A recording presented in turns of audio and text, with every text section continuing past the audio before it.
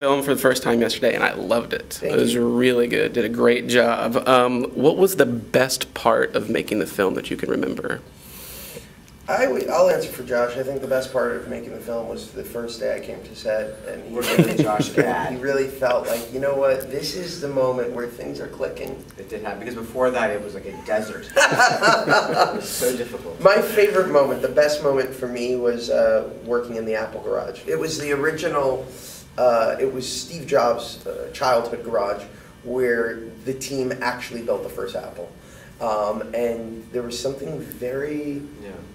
There was something very eerie about it, something really amazing about being able to launch this movie in that way, because that was the very first thing we shot. And it wasn't as if it really sort of had a palpable inspiration for people, but it was just being there. It sensed that Yeah, you know that it happened there. He was there at some point, it's really, working. It was amazing. There was a point at which I guess one of the art directors came over and had like this bag of stuff, and I go, "What's in there?" And he goes, "Well, we found it in the attic. We're not sure what to do with it, but it's a bunch of Steve's childhood journals." Awesome. Like, you should probably give that to the Smithsonian. Yeah. Put them back. Were there any pranks pulled on set with all the guys in the garage? No, at it was a Ayrton? very prank-free. It was a very serious set, because Ashton was very much in character, and Josh was in character. But these were serious guys. I mean, there's a lot of pranks going on, and there was a section towards the beginning of the film where there was a lot of that was happening, but it was pretty intense. Yeah, I don't think that there was time. It was such a Fast shoot, because you shot for a few days in the garage and then a month in L.A.? Yeah, it was an amazingly fast shoot. We literally had a month. 30 days. 30 days.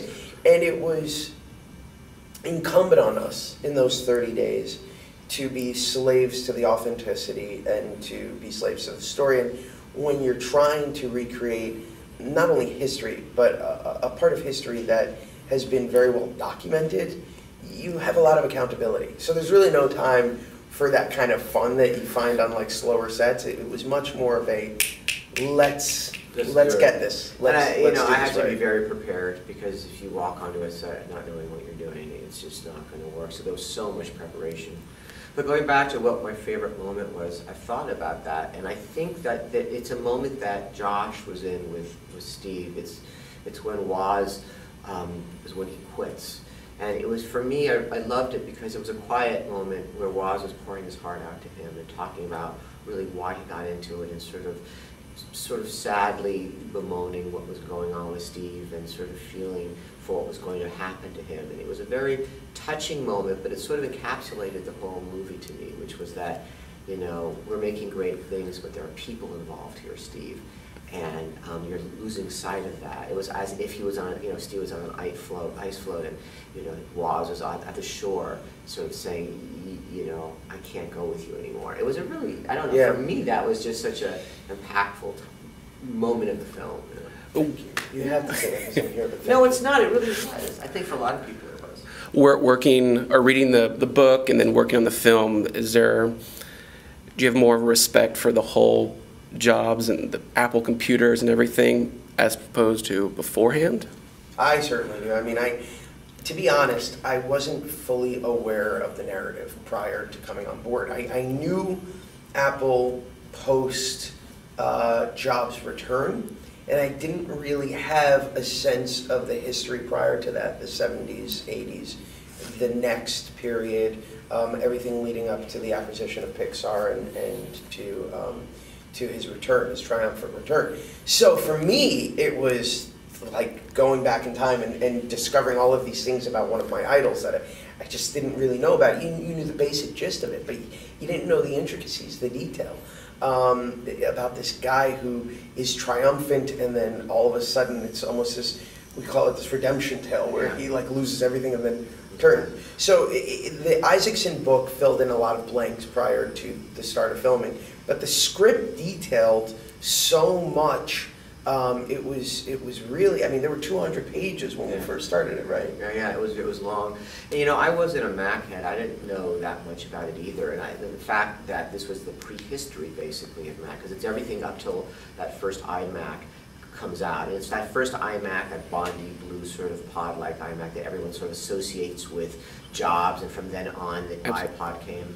And so I think as a director, though, it was important to be focused on the characters and their arcs and the drama and what the conflicts were. And I sort of left the technical part to everybody else, and certainly Ashton had an encyclopedic knowledge of Mac, and there was researchers on the set running it. That's always good. This wasn't right, that wasn't right. But I think it was a good combination of people who were really looking towards making a good movie and what that entails, and people who were slaves to the actual details and the facts so that we were accurate at every moment. Last question.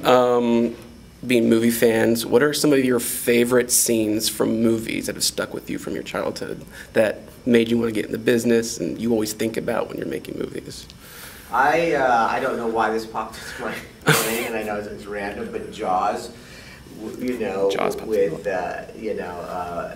just that this sort of end with Scheider on the boat and, you know, Shaw getting eaten. I don't know why that sticks with me, but when I was a kid, I saw Spielberg's films for some reason were ones that just... I'm right there with I mean, you. I could say Scorsese and I could say Robert Altman, because of course they did and get kind of film schooling on you, but what influenced me as a human being, you know, those are those summer movies that impacted like the fiber of how I see what's possible. You know what I'm saying? Yeah, no, it's absolutely true. I'm an Amblin kid. I grew up in the 80s, and for me, it's interchangeable. You take a scene from Goonies, you take a scene from E.T., you take a scene from Raiders, you take a scene from Back to the Future, you had me at Hello. Like, those are the movies that absolutely influenced me. And then in terms of comedy, Poltergeist. Poltergeist was the comedy that I was going to say, yeah, which is absolutely the comedy that influenced me the most.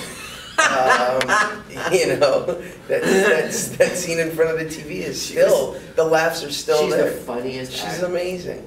Lady Kazan, but little. What was the older woman's name?